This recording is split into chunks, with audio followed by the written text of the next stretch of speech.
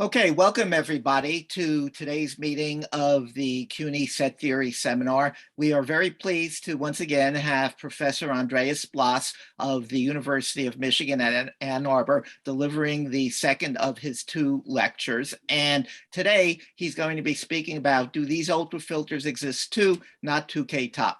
Okay, Andreas, take it away. Okay, thank you. Thank you for the introduction. Thank you for inviting me to speak here. The first part of this talk is going to be almost disjoint from last week's, and the two will sort of merge toward the end, assuming I get toward the end. So let me begin by describing the Tukey ordering, which is actually something fairly general, not immediately connected with ultrafilters. It deals with directed sets. So directed set is just a partially ordered set in which every finite subset has an upper bound. People sometimes simply say every two elements have an upper bound, because then you can inductively prove the same for bigger finite sets. I also want this to happen for the empty finite set. So a directed set should not itself be empty because the empty subset has an upper bound. That will hopefully never make any real difference. In a directed set, I call a subset cofinal if it gets above all the elements. So every element in the whole directed set has an element of the subset greater than or equal to it. And a subset is unbounded if every element of the whole set has some element of the subset not below it. So this says that any little p in capital P is not an upper bound for capital X. In that sense, X is unbounded, no upper bound. And now with those two things, I can define, in fact, I can define twice, the Tukey ordering of directed sets. One says that one directed set P is above another in the Tukey ordering if there's a function from P to Q that sends cofinal subsets of P to cofinal subsets of Q. So a cofinality, I shouldn't say cofinality preserving, because that sounds like it preserves the cardinal, the cofinality of P. It cofinalness, which unfortunately isn't a word, but you know what I mean anyway. There's an equivalent characterization in terms of unbounded sets that says there's a function the other way from Q to P that sends unbounded sets to unbounded sets. These two are equivalent, and I'll say a little bit more about that later. But I think before I do that, I want to give a little bit of the motivation for where did this come from? What was Tukey doing when he invented this ordering? So this is the first of two motivation slides. This one is about Tukey's motivation. In basic real analysis, we all probably end up teaching things about topological properties of sequences, convergence, adherent points, closure of a set being the set of limits of sequences, and so on. A lot of what you do in metric spaces with sequences, which of course are just functions from the natural numbers to X, will fail in more general topological spaces. It'll work fine in first countable spaces, but more generally, you have problems. A point could be in the closure of a set and not be the limit of any sequence in that set, for example. You can repair the problem by, instead of looking at functions from the natural numbers into X, use functions from just some general directed set into X. So Q can vary here. You can different directed sets, map them into your topological space, and use those maps in place of sequences. So for instance, you would say such a map converges to a limit in your space if for every neighborhood of the alleged limit, there is a point in Q such that all elements of Q above that point get mapped into that neighborhood. And it turns out that a lot of the results that one has about sequences in metric spaces or in first countable spaces work if we use nets in more general arbitrary topological spaces. Oh, and I said, those are called nets. One needs a suitable notion of a subnet. And a little bit of Googling turns up, I think, at least 3 and probably 4 inequivalent notions of subnet. But the one that's relevant here is the following. Given a net, mapping directed set Q into topological space X, compose it with a function from another directed set P into Q, such that P sends cofinal subsets of P to cofinal subsets of Q. And this notion of subnet, clearly more general than what you do with subsequences, because P isn't just a subset of Q. This notion behaves nicely with respect to the topology. For example, if your original net defined on Q converged to some limit in X, then it's a nice exercise to check that any subnet in this sense will also converge to the same limit.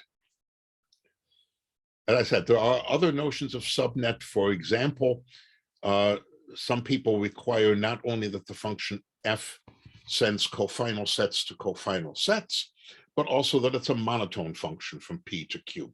And if you throw in that requirement of monotonicity, then it turns out that instead of saying sends arbitrary cofinal sets to cofinal sets, it's enough to say that it sends the whole set P to a cofinal set. So you find variations like that, some of them equivalent, some of them not equivalent, and it's enough of a mess so that I don't feel guilty for not always remembering the definition of subnet. Andreas, Yeah. you mean here that F should be from P to Q, right? In this. Yes, I believe that the trouble is that at the moment I cannot see that it says P to Q. Oh, I said P to X. Yes, I mean P to Q. Right. And Okay. I have a good excuse, and not a good excuse for writing the wrong thing, but a good excuse for not noticing it now, in that the picture of you folks is covering that. Oh. If I get rid of the picture of you folks, then it's okay again. But that's not, I really like the idea of being able to see at least some people. So, okay, yes, that should be P to Q, so that you can, in fact, compose them. Oh, now it's doing things differently. It's put you across the top of the screen so I can see the error very plainly, but cannot see the title of my slide anymore. Let me try and move that. I'm not sure that can be done. Okay, in that case, I will just not worry about it. Okay, no, I really do need to see the title of my slides. Hold on a moment. Let me try and move something here. That didn't work at all. I think you have to kind of click outside of the images, like there's a little bit of a margin, and then you can kind of drag it wherever. Okay, I see. Okay, let me see if I can do that. There, something happened. All right. And now I can drag it, and let me put it somewhere out of the way. And now I've got something else in the way. All right, second page of motivation. This is more set theoretic, less topological. It's work that was originally done by Peter Wojtas.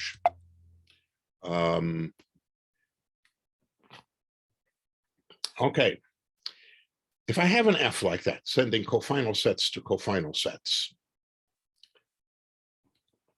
Whoops, did I just do 2 at a time? Yes. Then there will always exist a map Q going in the other direction. And I've called it G intentionally because it will end up being the G from the earlier slide. That has not only the property listed there, namely preserving unboundedness, but this additional implication here that says if you take any element 1 in P and 1 in Q, if G of the member of Q is below the member of P that you picked, then Q itself is below F of P. Maybe I should say how you get this G. It's actually remarkably easy. It's one of those things where you chase the definitions and hope you get lucky. So here goes the chase, and I'm hoping to get lucky. I'm given F, it sends cofinal sets in P to cofinal sets in Q. And now I'm given an element little q in capital Q. I want to figure out what G of it should be. Here's what I do. I look at all the elements of capital Q that are not that are not above the chosen element. So look at Q, little q, all the stuff below, and all the stuff incomparable, everything that's not above it. That is clearly not a cofinal subset of capital Q because it doesn't get above little q. I look at its inverse image, the inverse image of that set in capital P. Sorry, nonsense. Yes, not nonsense. I look at the inverse image of that, F inverse of that set. That had better not be cofinal either, because F is supposed to send cofinal sets to cofinal sets. So that's not cofinal. There's an element in P such that that inverse image doesn't get above this element of P. That's the element I want as G of little q. Because any element of P that does get above it will have its image not in the set that I was considering, and therefore above little q. So it's basically a matter of chasing definitions back and forth. Furthermore, if you have a G with this property, it automatically sends unbounded sets to unbounded sets.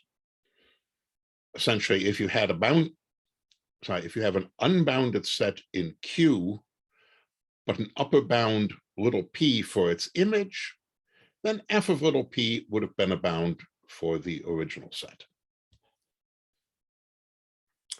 So if I have an F, as in the definition of the Tukey ordering, I can get a G in the other direction that is not only as in the definition of the Tukey ordering, but specifically relates to F in this way. And that works the other way around too. If I have a G, as in the definition of Tukey ordering, preserving unboundedness, then there exists an F that relates to it in the way I specified. And such an F sends cofinal sets to cofinal sets, so it is as in the other definition of the Tukey ordering. So this is how the two definitions of the Tukey ordering connect with each other and simultaneously connect with this common property that relates the two. Okay, now what Peter Wojtas noticed is that the same relationship that I've been highlighting up above between two functions also occurs in more general contexts. For example, it doesn't make any difference that the less than or equal relation is a directed partial ordering, or even that it's a partial ordering of any sort. It doesn't even make any difference that it's a relation within a single set. It could be a relation from one set to another set. So the same idea comes up in other contexts, and it's not just a matter of, hey, you can generalize this. The generalization plays an important role in the theory of cardinal characteristics of the continuum. It is essentially the standard method of proving that one cardinal characteristic is greater than or equal to another, namely, define such a pair of functions between some sets involving some relations like the less than or equal here. And that is the method used in, I would say, the majority of proofs about cardinal characteristic inequalities. In fact, it goes so far that in at least one paper, the paper of Justin Moore, Michael Hushak, and Mina Jamonia on parameterized diamond principles, they define a cardinal characteristic of the continuum not as a cardinal with some nice properties, but rather as a binary relation And the connection between these things is given by pairs of functions of this sort. Wojtas named these things generalized Galois-Tukey connections. Tukey's name is there precisely for the reasons that I've described. Galois is there because things like this inequality also come up in Galois theory, although with one of the orderings reversed, and I don't think I want to get into that. I shortened the name, I called them morphisms. I also reversed the direction when I wrote my chapter in the handbook, but it's the same thing. Generalized Galois-Tukey connections from Q to P, morphisms from P to Q. Okay, so this is where Tukey ordering came from originally with Tukey and sort of comes to people's attention in connection with set theory. Now I want to talk about what it says, Tukey top. If you fix a cardinal, infinite cardinal, kappa, there is a highest directed partial order of size kappa in the sense of the Tukey ordering. It's simply the collection of finite subsets of kappa ordered by inclusion. So this is a directed set. Every two finite sets have a common finite superset. And it's an easy exercise to check that this is at the top of the Tukey ordering for sets of size kappa. In fact, it's slightly more general sets that may not themselves have cardinality kappa, but have a cofinal subset of cardinality kappa, are also all majorized in the Tukey ordering by this particular example. If you fix a cardinal kappa, then this highest directed partial order is called the Tukey top for that cardinal kappa.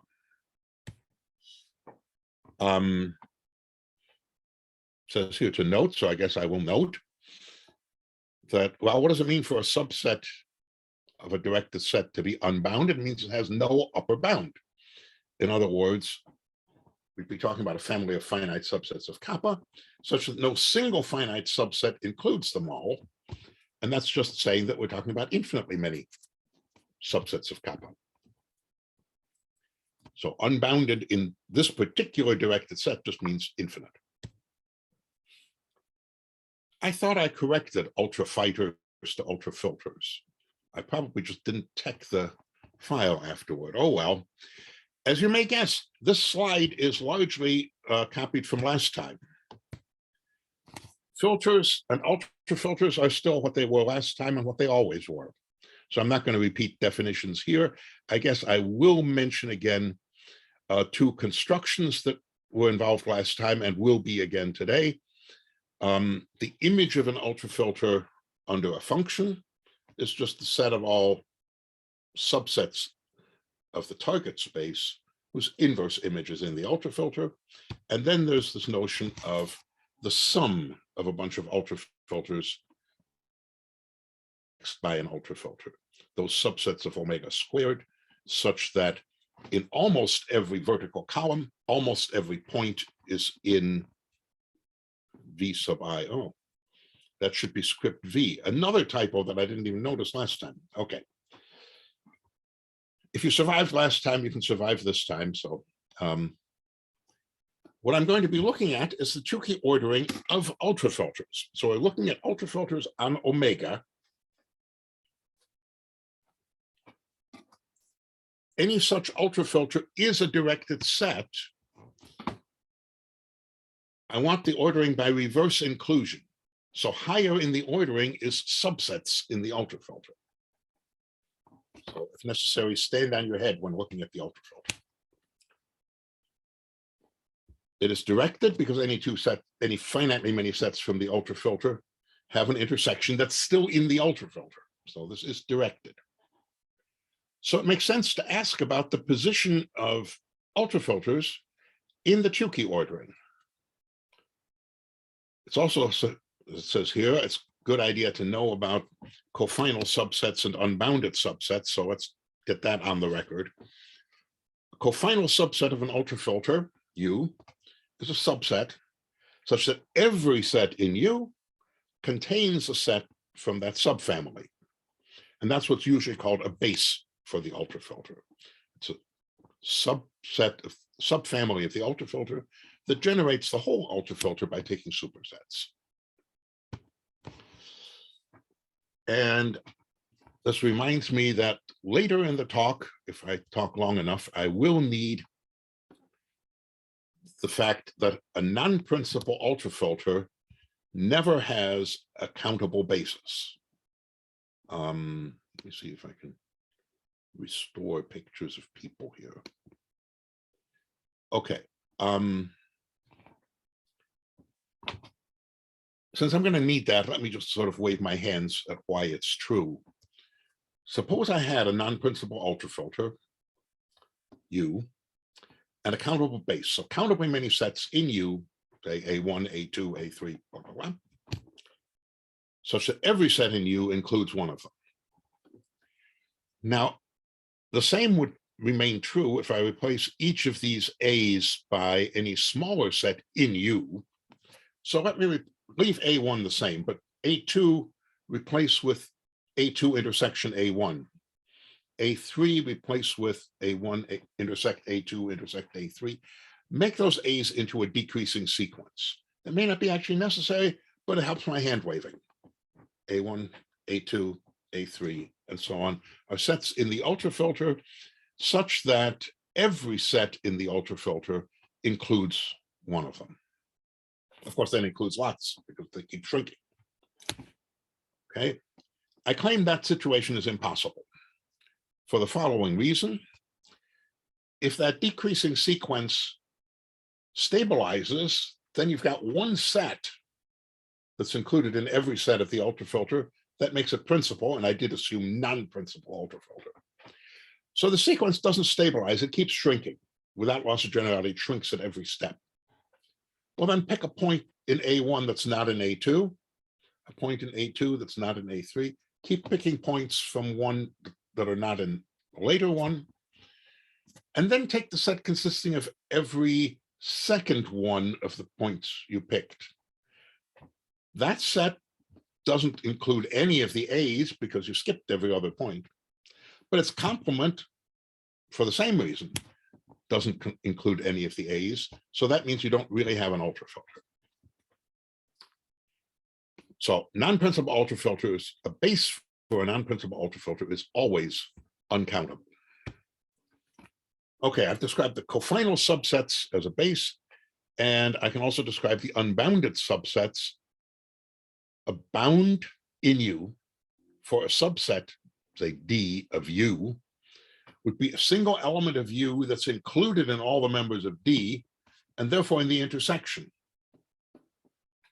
So a bound exists if and only if that intersection is in U, or more useful formulation, unbounded when the intersection isn't in U. Okay, the first interesting theorem about Tukey ordering of ultrafilters is there exist Tukey top ultrafilters on omega. Let's see, what does that actually mean? We decode using the stuff on previous slides. First of all, ultrafilters, an ultrafilter on omega has continuum many elements. So we're looking at directed, an ultrafilter is a directed set of cardinality continuum.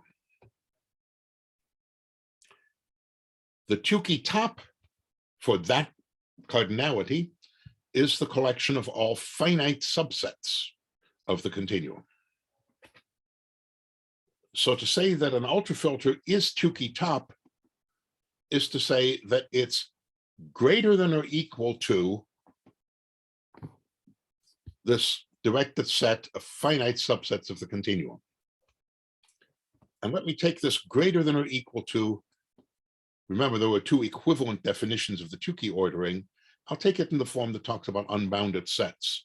So it says there should be a map from finite subsets of C, continuum, into U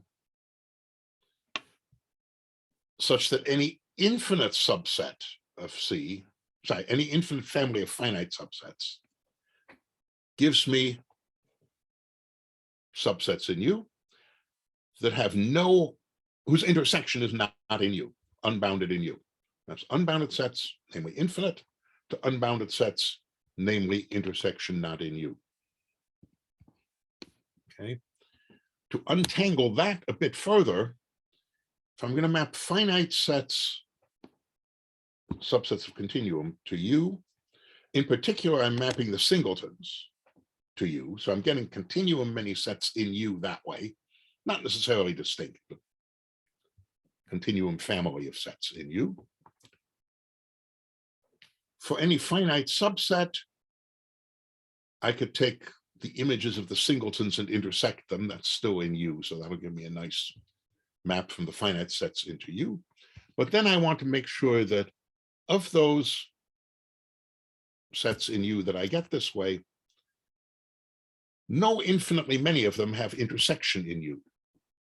So after you disentangle all the definitions, Tukey's theorem says there are continuum many sets in U, a continuum indexed family of subsets in U, such that when you intersect any infinitely many of them, the intersection is not in U. And what I would like to do is at least sketch, if not do in detail, the proof of Isabelle's theorem. It begins with a construction that's older than the notion of ultrafilter, but is very often used in ultrafilter theory, the notion of independent sets. Family, I'm going to look at just subsets of omega, well, or of other countable sets via your favorite bijections. A family of independent, if whenever you pick finitely many of them and finitely many others, you could intersect the first batch and the complements of the second batch, and what you get is still an infinite subset of omega.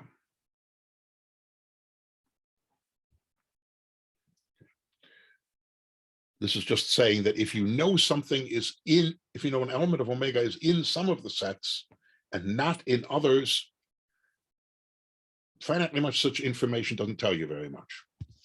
Anything could still happen. And there is a theorem that says there is an independent family of continuum many subsets of omega. This theorem was later improved by Hausdorff to work for arbitrary cardinals. For any cardinal, any infinite cardinal kappa, there are 2 to the kappa independent subsets of kappa. Hausdorff's proof, which gives the general case, is the one people usually use. So I'm going to be contrary and put here the original, strictly for omega version of the proof of Fichtenholz and Kantorovich. So here's how you construct an independent family. Yes, could I just ask, in the case when you generalize it to other cardinals, instead of infinite, do you say cardinality kappa in the definition of? No, the definition state, the definition really doesn't matter a whole lot. Instead of is infinite at the end of the definition, I could have just put is non-empty, and it would have continued to work, at least as long as the family itself is infinite or something.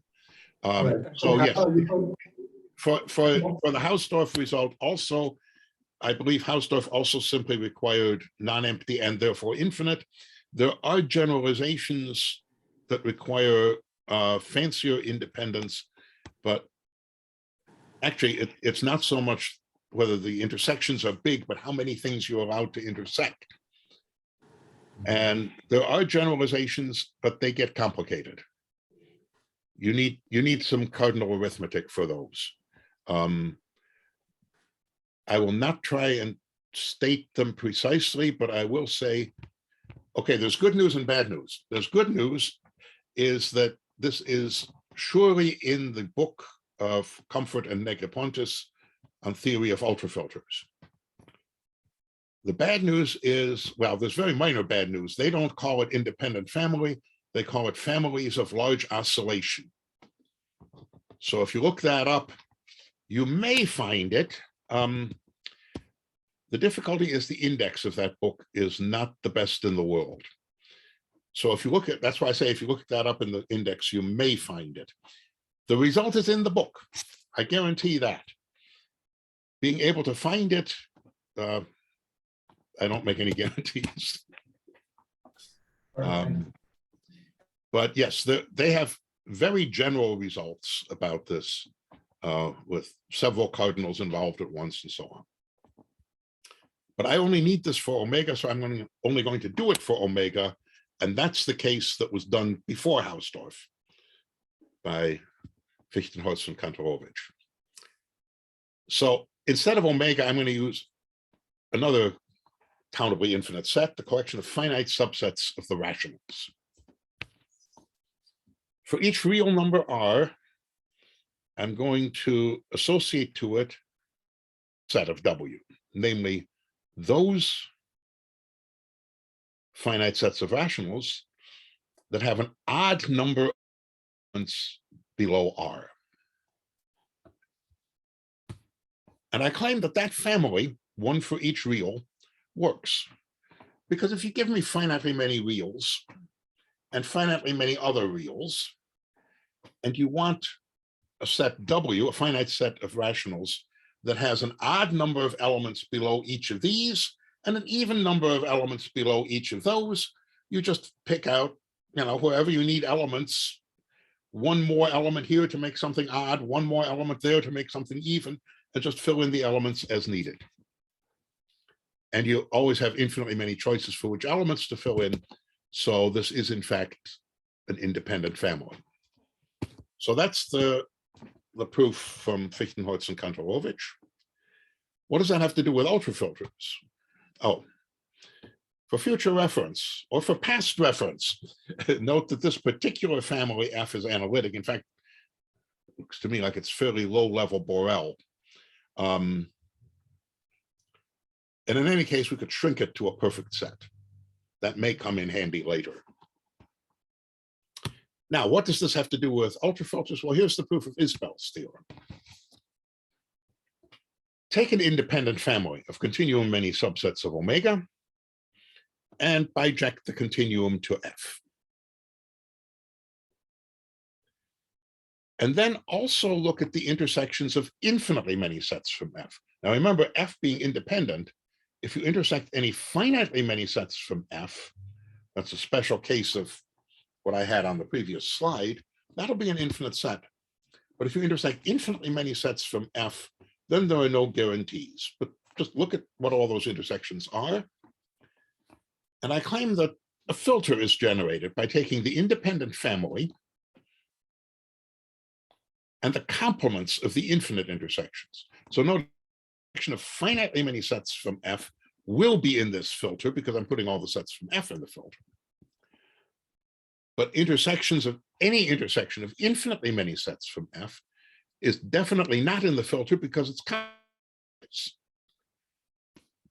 It's easy to check that this does generate a filter. If you take any finitely many of these things, the intersection is still non-empty, which is what I just wrote. Take that filter and extend it arbitrarily to an ultrafilter. I claim this ultrafilter is not Tukey top. It has continuum many sets in it, such that the intersection of any infinitely many of those sets is not in the ultrafilter. And you can already see what they are.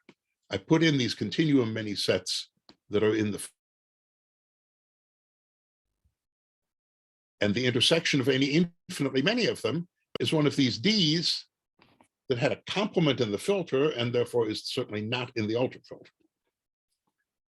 So, okay, so here's the technicality. I want to define the appropriate map from finite subsets of continuum. And what I do is I take the bijection to send the continuum into F and then take finite intersections of those to get sets in the ultrafilter. And this sends infinite subsets of C to the less than omega to unbounded subsets of U,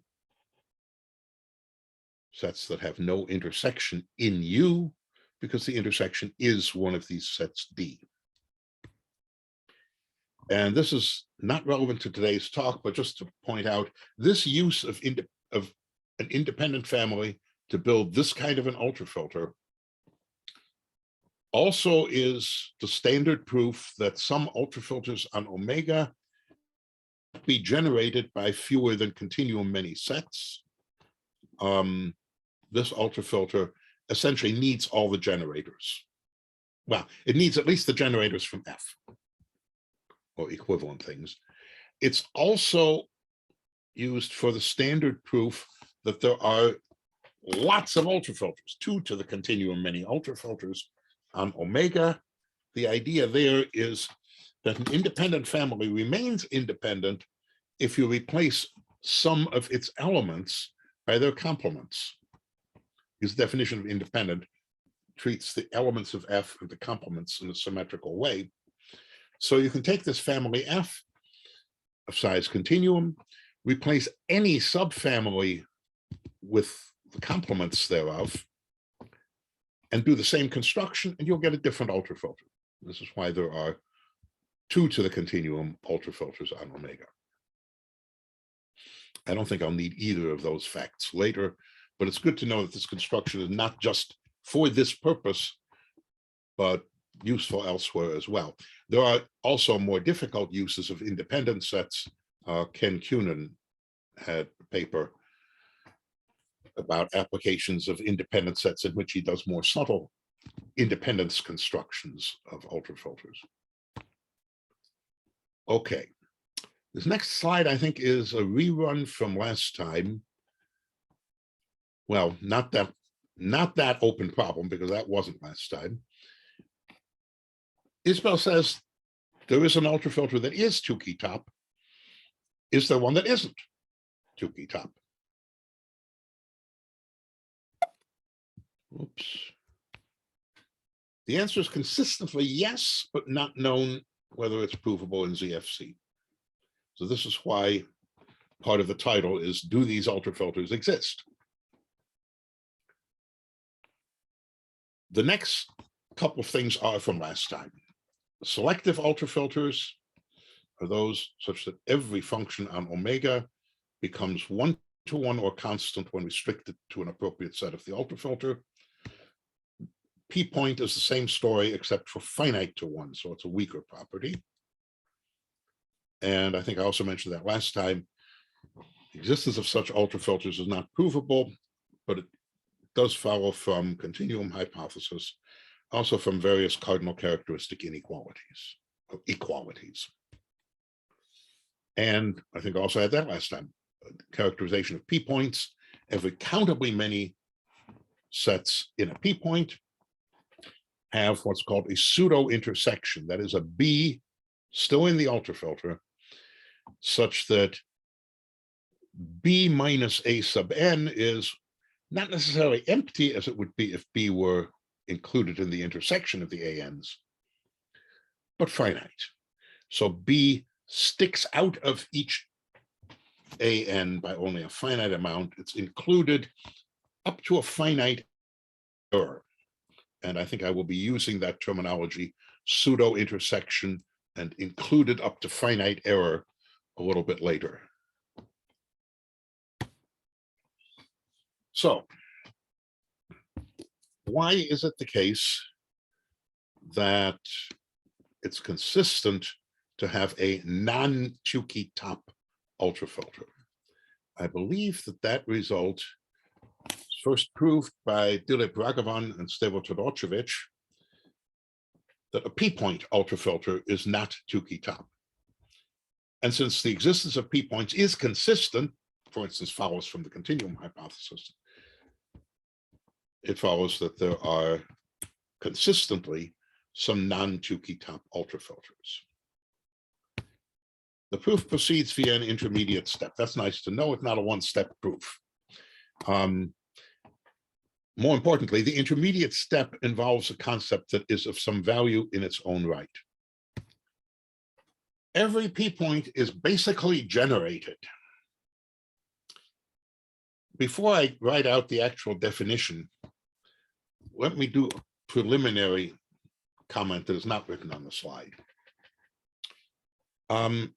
Either in this paper of Galvan and Todorcevich or in an earlier paper by probably just Todorcevich, the notion of a basic set is introduced. It's in the context of a directed partial ordering whose elements are real numbers or something equivalent like points in the Cantor space or Baire space. A partial ordering whose points are in some nice space that I will call the reals.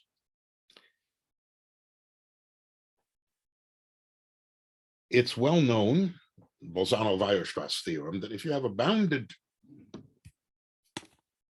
sequence in the reals, then there's a subsequence that converges. Basic, a set is called basic. If it goes the other way around, at least in wording, not in thought, what you want is that every convergent sequence has a subsequence that's bounded. The catch is that convergence here refers to the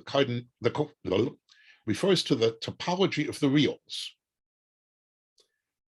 whereas bounded refers to the directed partial ordering that we're talking about. So, for example, an ultrafilter could be basic because an ultrafilter is a set of subsets of omega. I can view it as a subset of Cantor space. A point in the ultrafilter is a point in the Cantor space. And it's directed, as we've already talked about, directed by reverse inclusion. So to say an ultrafilter is basic would mean that whenever you have a sequence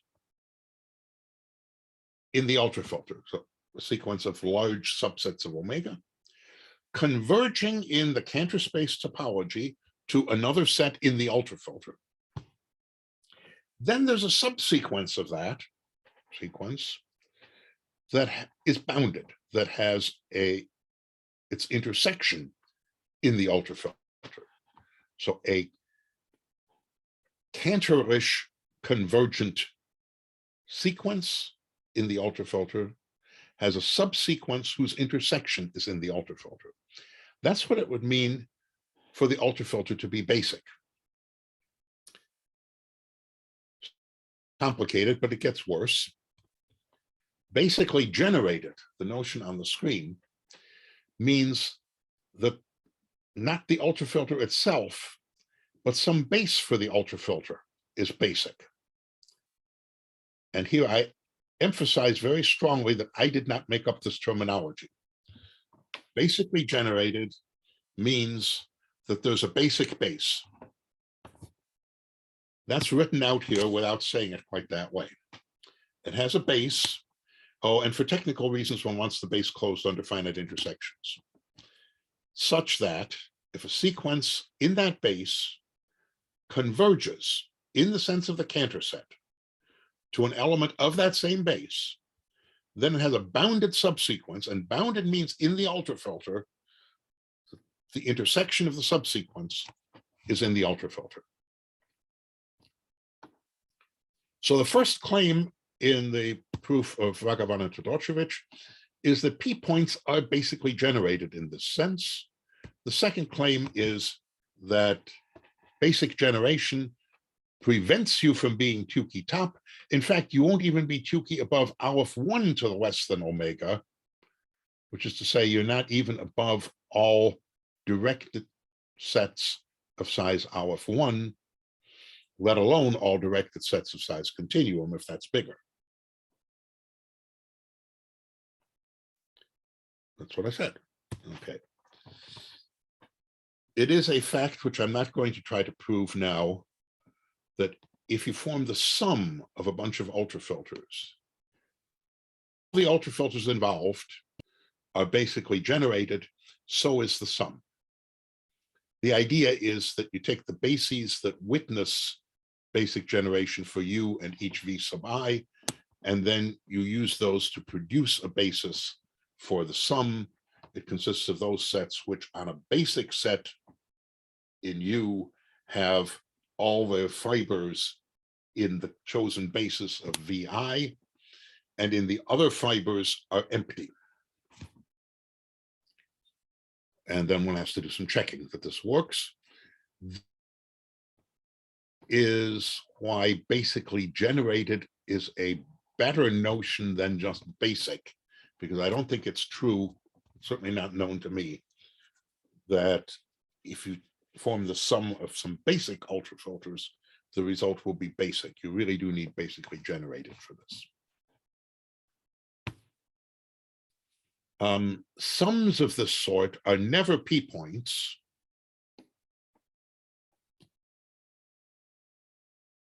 So that says that you can indeed have, well, no, I should be careful. If you have any P points, then you can also have non-P points that are basically generated, namely sums of this sort, and those will not be Tukey top. So it's not just the P points that are not Tukey top. There are other once you got some P points, then there are other ultrafilters that are not Tukey top either. But in a world where there are no P points, we don't know from this result, at least, that there's anything that's not Tukey top. Andreas, can I just ask, I thought P points are ultrafilters on omega, and the sums were ultrafilters on omega squared. Okay, yeah. So let me drag back in excuses from last time, which I forgot to make this time. I talk about ultrafilters on omega, but if I have ultrafilters on other countable sets, biject to omega and think of them as being on omega. And while so what this should be saying is either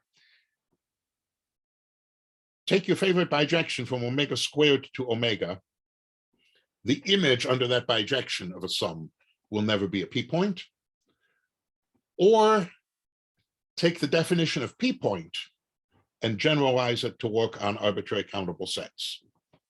And the two results are equivalent. So yeah, in fact, I already did the same slight dishonesty earlier when I defined independent family of subsets of omega and then produced an independent family of subsets of this set that I call W, the finite subsets of the rationals. So I'll talk about omega to keep the definition short, and I'll pretend that any countably infinite set that I need is essentially omega. And again, let me add from last time, when I talk about ultrafilters, I usually mean non-principal, I usually mean on omega. Whether I actually do mean those things, interpret everything I say and write in the way that makes it true. And if there is no way that makes it true, then complain. Let's see. The last thing on the slide is that basic generation is not the only way to get an ultrafilter that's not Tukey top. It is consistent to have things that are not basically generated and still not Tukey top. Turns out that the ultrafilter that we constructed in that paper is dangerously close to being basically generated. It becomes basically generated in an appropriate forcing extension where you haven't added reals. And as a result, nothing much has happened to any of these concepts except for basic generation. But that's a separate issue, just to keep in mind that these are not all basically generated is not just another way of saying not Tukey top.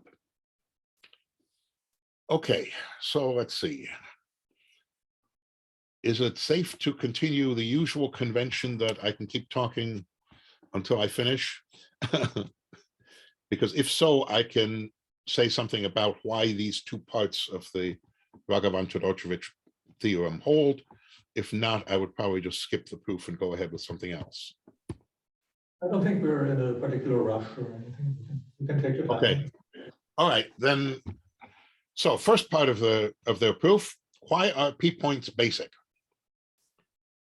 This is best done by hand waving, but I don't know how to hand wave on a slide. So I will hand wave in the little picture over in the corner of the screen. So I have a P point. The P point itself is going to be basic, not just basically generated. So what I'm going to do is I'm going to take an arbitrary sequence in U, sequence of sets in the ultrafilter, converging to a limit in U. And again, that limit is in the sense of the Cantor space topology. What I want is to get an infinite subsequence whose intersection is in U. So the first thing I'm going to do is use the fact that I've got a P point.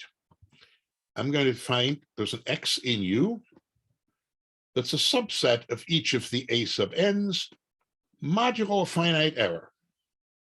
That was the second characterization of P points on an earlier slide. I can arrange for X to be a subset of this limit just by intersecting them, since the ultrafilter is closed under intersections.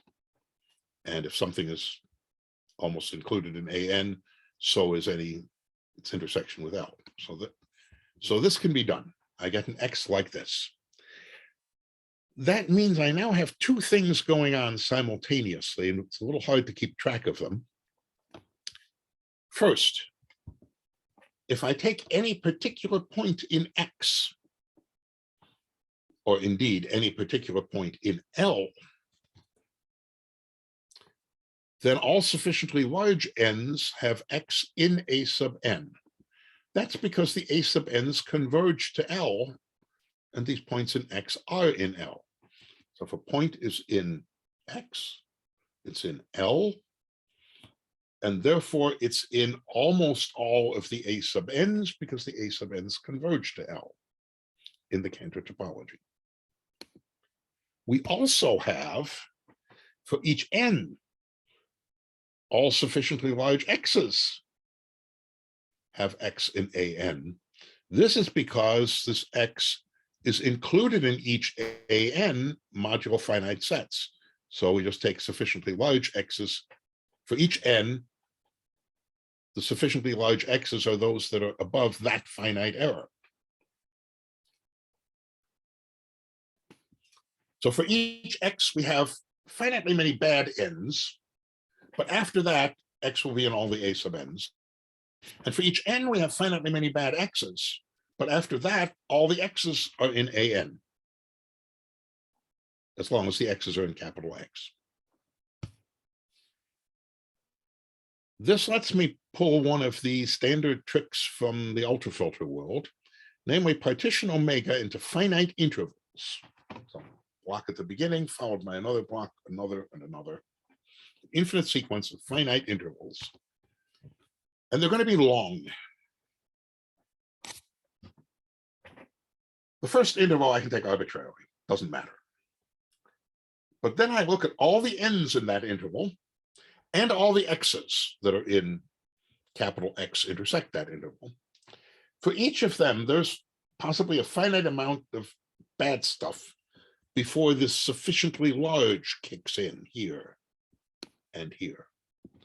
So there may be a lot, but only finitely many x's and n's that are bad for the n's and x's in my first interval. Make sure that the second interval goes out enough to get beyond all those bad x's. So if an x is bad for an n in the first interval, it's either already in the first interval or it's in the second. And likewise, if an n is bad for an x in the first interval. Now do the same with the second interval. Look at the x's and n's there. Each has possibly finitely many bad n's and x's. Take the third interval long enough to get past those and keep going. This is, I believe, what I've said here. The intervals are so long that if an x or an n is in the kth interval, then the finitely many exceptional n's for such an x, or that should be a lowercase x here, are in the next interval if they weren't already in ik or previous. So roughly speaking, if an n or an x is bad for some x or n, then it's at most one interval further out.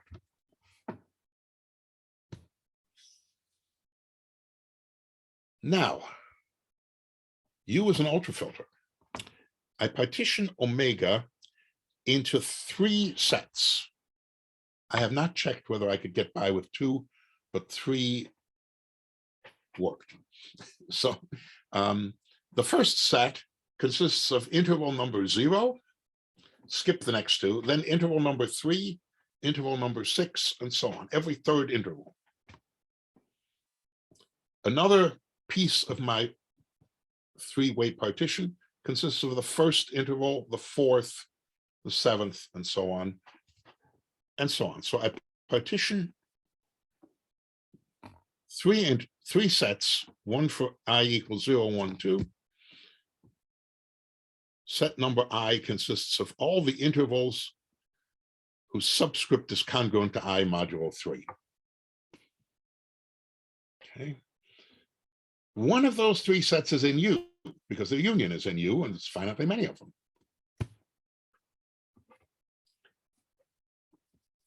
The intersection of this set, this union of every third interval chosen appropriately, is in U, and I claim it's a subset of infinitely many A sub n's, namely the A sub n's for all n in the next shifter. So if you've got, if you're looking at every third interval, shift them over by 1. You have another set that's not in U anymore, but it's still every third interval.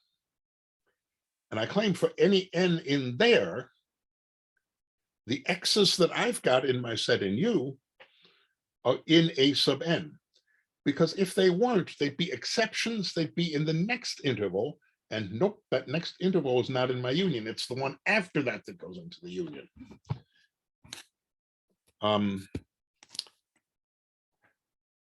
This proof may look slightly tricky, but you get used to it after a while, and it's not really, there's not really that much going on.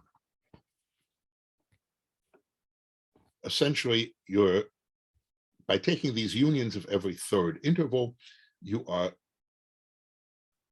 avoiding all the possible bad situations where an n is exceptional for some x, or an x is exceptional for some n. So that's a subset of infinitely many ANs. That's what we need for basic. The other half of the Ragavan-Todorcevich proof is that basically generated implies, I seem to have a real talent for typos here, that's implies, not Tukey top. Okay, so suppose I have a basically generated ultrafilter. So fix a basis as required by the definition. So let me recall what the definition says. It says if I have any sequence, a countable sequence of elements of B converging to an element of B, then some subsequence has an intersection still in U. It's bounded. Suppose U has a basis, fix a basis like that. If U were Tukey top, it would have continuum, I'm not quoting the definition now, continuum many elements. I need only aleph one of them, A sub alpha, no infinitely many of which have an intersection in U. Now notice, if no infinitely many have an intersection in U, that means there must not be a convergent sequence in the basis. Well, all right, so the A alphas aren't in the basis. Let's take care of that. Shrinking them, we may assume they're in the basis. Every set in the ultrafilter has a subset in the basis. And if the intersection of these things is always not in U, smaller sets will have intersection smaller yet, and therefore not in U. some infinite sequence among the A alphas converges. This is one of those facts from real and now. Converges. Now I need to be careful here. Yeah. These are elements of the Cantor set. Yeah, take any infinite sequence, some infinite subconverge, says the Bolzano-Weierstrass theorem. But in fact, converges to some A beta, converges to one of the sets in this Aleph one long sequence. And this is something which I'm embarrassed to admit that I may have known at some point when I was an undergraduate and forgot for many years until I needed it for this. If you have a countable set of real numbers, say in the Cantor set, so bounded batch of real numbers, then some subsequence converges, but not necessarily to an element of the set. If you have an uncountable family, then the ones that does converge to an element of the set. And I don't think I wrote it on the slide, but let me just tell you the argument for that. Suppose not. So suppose for each of the A betas, each of the elements of my Aleph one size family, suppose for each of the A betas, there were no sequence converging to it. Well, then there'd be a little epsilon neighborhood of it that contains no other of the A's, just A beta itself. Okay. And for any point that's not one of the, let's see, I don't want that. For each A beta, I get a little neighborhood. I can shrink that neighborhood, still contain no other A alphas, and make it an interval with rational endpoints.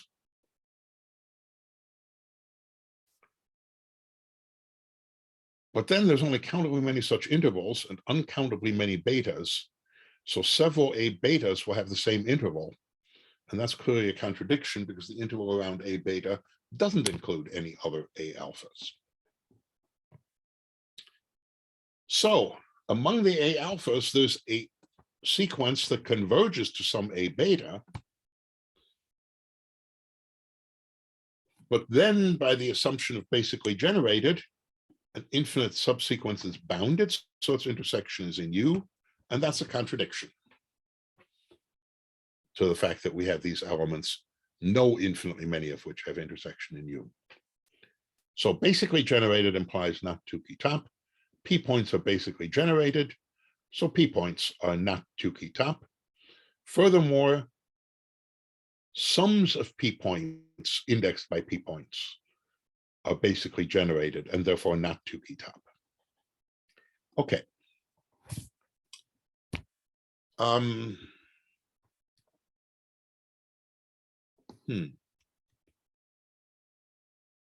Okay, I'll just go with what's on the slide. It's not what I was expecting next. An ultrafilter. So this is what I've already used. Whenever you have continuum, not Tukey top, means whenever you have continuum many sets in U, infinitely many of them have an intersection in U. Equivalent formulation, given any continuum many subsets of omega, whether in U or not, just subsets of omega, there is some A in U deciding of them. Did I give a definition? Deciding means included or disjoint from. So A is in U. Some of those continuum many subsets include A and are therefore in U. Some are disjoint from A and therefore are not in U. In that sense, the presence of A in U decides about all those things, about those infinitely many. In particular, if you have an ultrafilter generated by fewer than continuum many sets, it is not Tukey top. Very easy to check, especially if you look at the top line. Okay, so what can we say about the availability of non-Tukey top ultrafilters? We don't know how to get them in ZFC, but if there are any P points, they're in there. So are all ultrafilters generated by fewer than continuum many sets, if there are any of those. If we go to more specific things, namely the notion of basically generated, then again, all P points are included in that subcollection. And furthermore, this subcollection is closed under summation.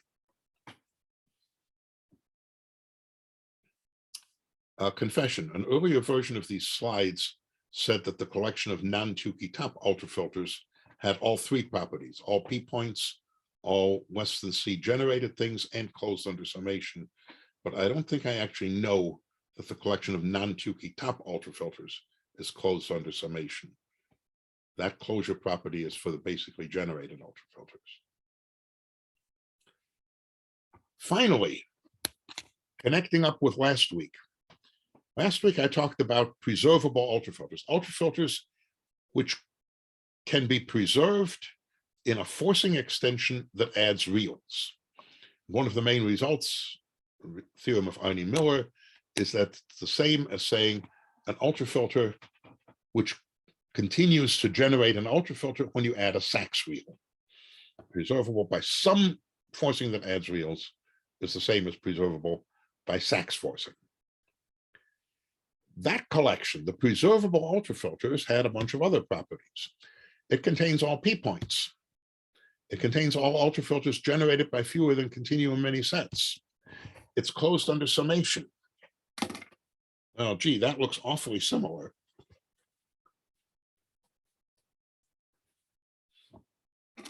Of course, the similarity is damaged a little bit by the fact that up here, I needed to talk about Tuki top, non-Tuki top in some cases, and basically generated in other cases, and those are not exactly equivalent.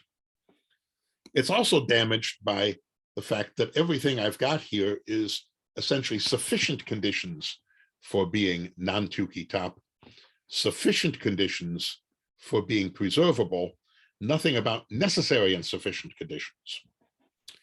Well, let's look at some necessary and sufficient conditions. We've already got some, but I'm going to summarize them on this slide. Combinatorial characterizations. Not Tuki top is whenever you have continuum many subsets of omega, there's an infinite subfamily decided by one set in omega. Preservable, or it can be preserved by Sachs forcing, is equivalent to whenever you have a perfect family of subsets of omega. You have an uncountable subfamily decided by one set. The two characterizations are different, but there's a surprising degree of similarity between them. If you allow me to mumble a little bit, they both say every sufficiently large in the family of subsets of omega has a subfamily decided by one set. The two characterizations are not immediately comparable. Here you have a weaker hypothesis. You only say continuum many subsets. Here you say a perfect family of subsets. Of course, any perfect family in Cantor space does have the cardinality of the continuum, but the converse isn't the case. So preservability has a stronger assumption, but then it gets a stronger conclusion out of that. It says there's an uncountable family decided by one set, whereas not Tuki top only says there's an infinite family decided by one set. So not Tuki top has less hypothesis, but less conclusion. Okay. Reasonable, at least I thought it was reasonable to try and look into the similarities here. And I have a little bit of information, not a whole lot. A natural thing to try is the common strengthening of the two. Take the weaker hypothesis, continuum many subsets, and try and get the stronger conclusion uncountable family decided by one set. Okay. And in particular, one might reasonably hope, since P points have both properties, not Tukey top and preservable, maybe they would be the place to look for things that have this common strengthening. So I looked in the first place where I find P points easily, namely models of CH, and asked, well, do the P points there do the job? Can an ultrafilter do this at all? Might all P points do this? Might they do it in models of CH? And the answer sort of surprised me. Under CH, the P points don't do this, and in fact, no ultrafilter does this. So roughly speaking, P points have this property. They also have this property, but they have the two properties for what I would say are very different reasons, so different that you can't merge the proofs and get this stronger property. So under CH, nope, can't be done. So maybe the stronger property can't be done at all. Remember that for all we know, it might be that ZFC proves there are no ultrafilters. Sorry, it might be the case that ZFC doesn't give you any ultrafilters of this sort and doesn't give you any of this sort.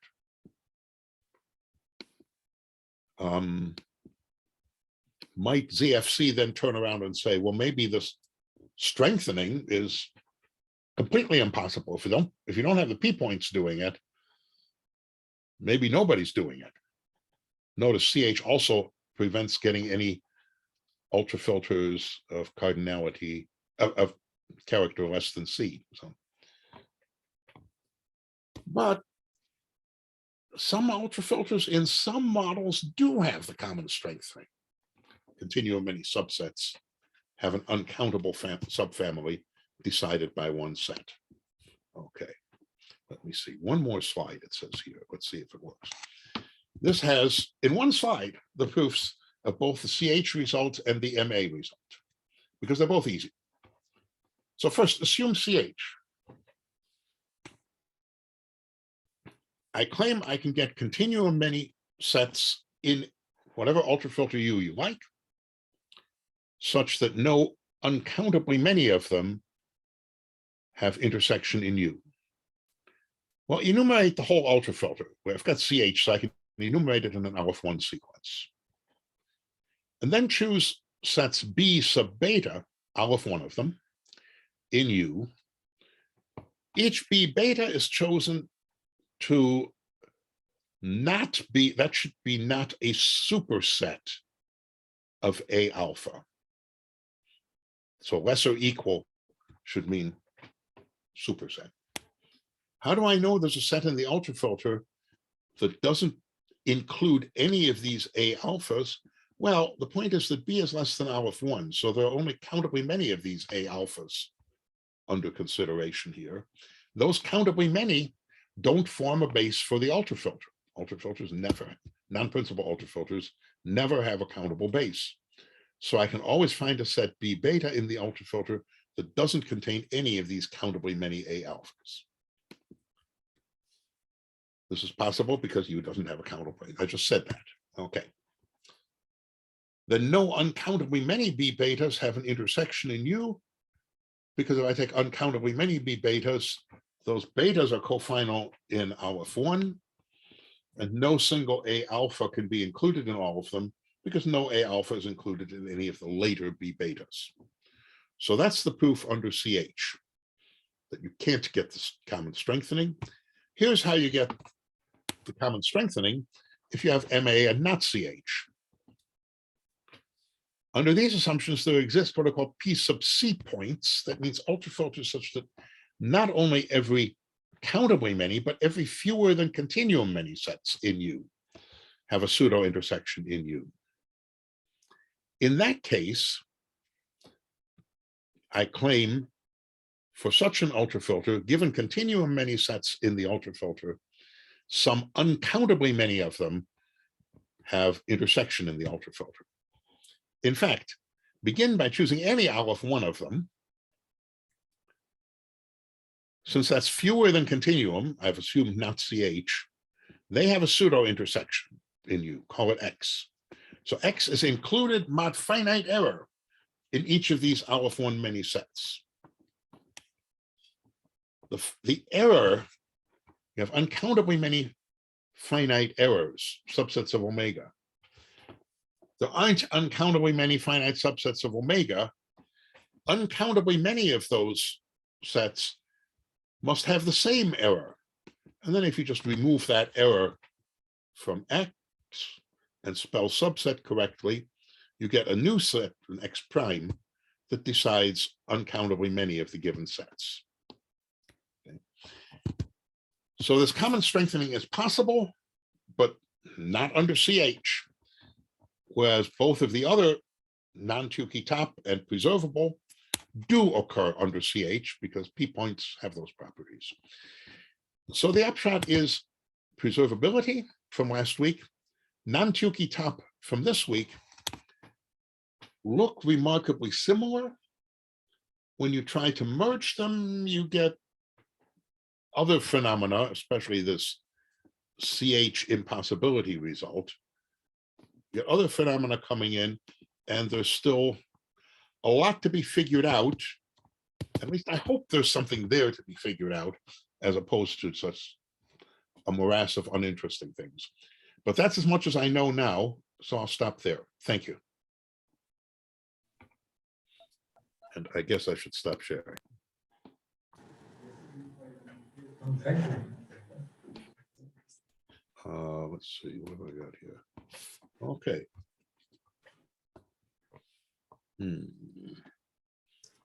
I'm getting, again, Zoom is behaving strangely. Okay. Oh, I know what I did, I think. But I don't know how to undo what I did. Okay. So I guess other questions. Okay. Whoops, you're muted.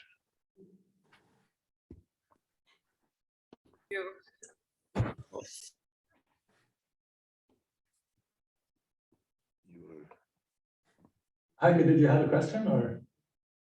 Oh, okay. Could I just ask a very naive question? I mean, of course, a lot of this totally depends on working on a countable set. I mean, working on omega. Is there any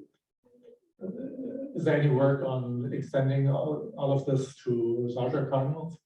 I am not aware of anything in those directions, but I have to admit that that there's probably a lot of stuff that I'm not aware of.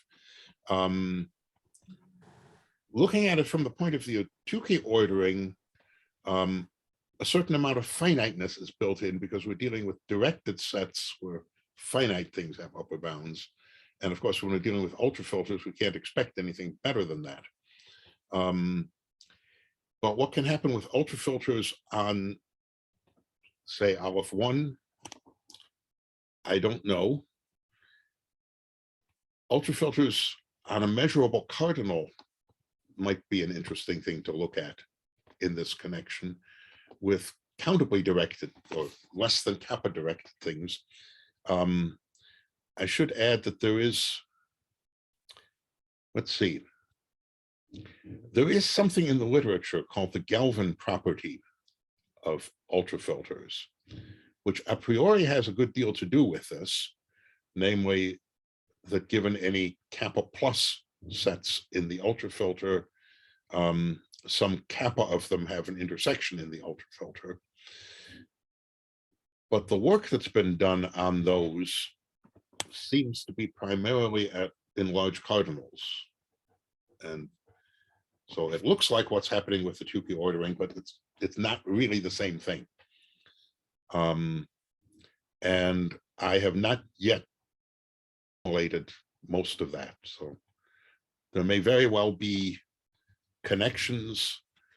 There's a theorem of Galvan there that looks as though what he does with normal ultrafilters on measurable cardinals looks very similar to some of the arguments I was doing today with P points, just chopping into intervals and so on, which is not surprising because normal ultrafilters are the natural analog of selective ultrafilters on omega. And there are all kinds of things that could happen, but nothing that I know well enough to say anything useful. Well, that was already very useful, I think. Are there any further questions? Comments? Can I just ask, do you know why it's called, they're called P points? Well, let's see. That depends on the meaning of the word no. I know something about the origin of the terminology. So first of all, there is a topological notion of P point. A P point in a topological space is a point such that whenever you have countably many neighborhoods of it, the intersection still includes a neighborhood. If you apply that definition in the Stone-Check remainder of the natural numbers, or the space of non-principal ultrafilters, it boils down to the definition of P point ultrafilter. So this is not answering your question, but pushing it into another domain. Why are they called P points in a topological space? The answer to that is because P is the first letter in prime ideal, because the property of P points, the property of being a P point in a topological space, is related to a property of prime ideals in the space of continuous real valued functions on the space, on that space. So I said space too often. I'll say that again. If a point in a space is a P point, that tells me something about the ideal, about a certain ideal in the ring of continuous functions on that space, continuous real valued functions. Now what it tells me is probably that the ideal of functions that vanish in a neighborhood of that point is a prime ideal. But I may have gotten that way too simplified. And I'm just going to wait until someone corrects me. In any case, let's see. As with many other things, there's a reference, namely the book of Gilman and Jarrison, Rings of Continuous Functions, which is good for a lot of other things too. So, and I believe that the notion of P point is treated there. The definition may in fact have been introduced there. And in any case, it comes from prime ideal in a ring of continuous functions associated to the space. And as long as I'm at it, the terminology Q point, which I haven't had to use, comes from the fact that Q is right after P in the alphabet. Okay, thank you. Actually, I should maybe say something a little bit more useful about P points. As you can see, the etymology is convoluted, to say the least. One of the very early papers that involved P points by Tukey, when they were not generally named P points, used the terminology delta stable, lowercase delta hyphen stable, which sort of makes sense. They're almost closed stable under intersections, under countable intersections, which is what delta normally means, as in G delta and so on. So delta stable is, I think, a fairly reasonable name for these things. And once upon a time, in the late 1970s, I actually wrote a paper in which I systematically called them delta stable rather than P points. But that idea seems to have disappeared. Everybody calls them P points now.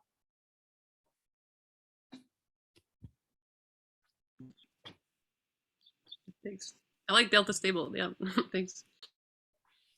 Oh, the terminology delta stable did revive. I revived it personally, but not with a delta in the context of stable ordered union ultrafilters. Stable there connects with Choquet's stable as in P points. But again, all of this is very convoluted.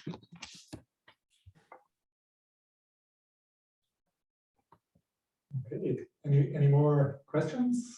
Anyone? Looks like we're all happy. Okay, well, thanks so much for the very nice talk. Thank you for inviting me.